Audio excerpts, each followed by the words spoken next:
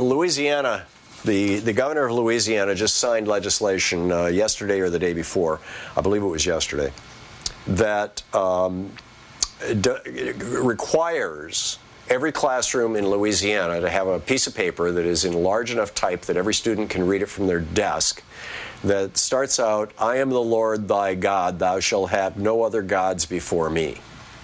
Thou shalt not make unto themselves any graven images.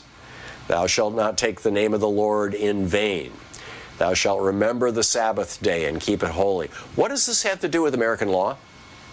There are only two things in the Ten Commandments that are at law in the United States. Don't kill, don't steal.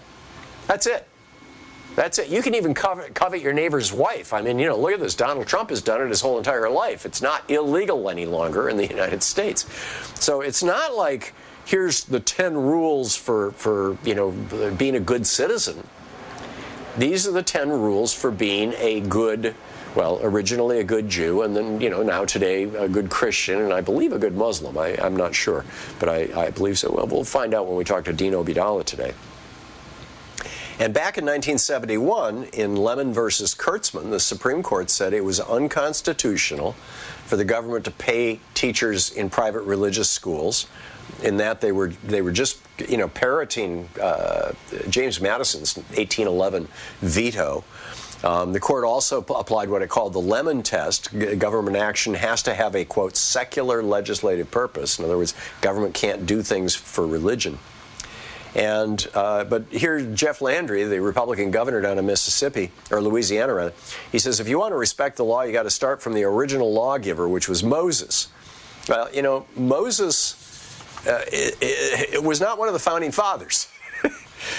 And Landry says he can't, you know, he wants to be sued. He wants this case to go to the Supreme Court. See, the Kentucky case in 1980, that was a 5-4 decision that schools can't post the 10 Commandments, and you can't have public prayer. But the Supreme Court overturned that in 2022 to a large extent in that case of the coach who had his team praying on the 50-yard line, remember? And the Supreme Court said, well, it's not coercive, so he can do it, which was nonsense, as the coach's students would tell you. So what we've got now is, you know, a bunch of people politicians on the Supreme Court who are hell-bent on imposing their Catholicism, actually, I mean, they're all Catholics, on all the rest of us. And I just find it terrible.